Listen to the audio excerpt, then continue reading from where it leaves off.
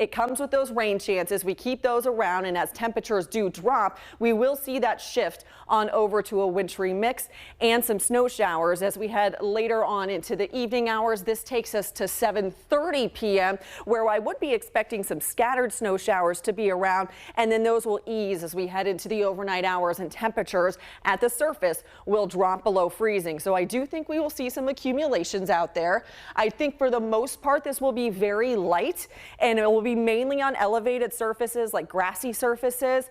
But we could see some slick spots developing on the roadways. I think primarily we're around a ½ inch or less, but there will be some pockets of some heavier snow showers that could come on through, and that might make some areas accumulate up to an inch of snow. But again, I think most are far less than that.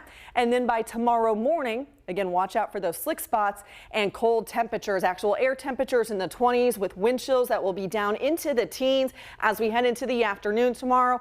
Winds will be easing, and we will see temperatures in the 40s, but wind chills in the 30s at the warmest part of the day. So while we're cooling things down and we take things below average for the next couple of days, we actually have quite the warm up as we head through the weekend and on into next week, where we could see 70-degree warmth making its way into the forecast, and overall looking to be a milder stretch as we head into that second full week of March. So for today, we will see dropping temperatures. We had 55 early this morning. We're down to about 40 degrees, and temperatures will continue to fall into the 20s by early tomorrow morning. Watch out for that potential of some icy spots on the roadways if you're heading out late tonight or early Thursday. Winds ease into the afternoon, more sunshine tomorrow, but cold, a high of 43.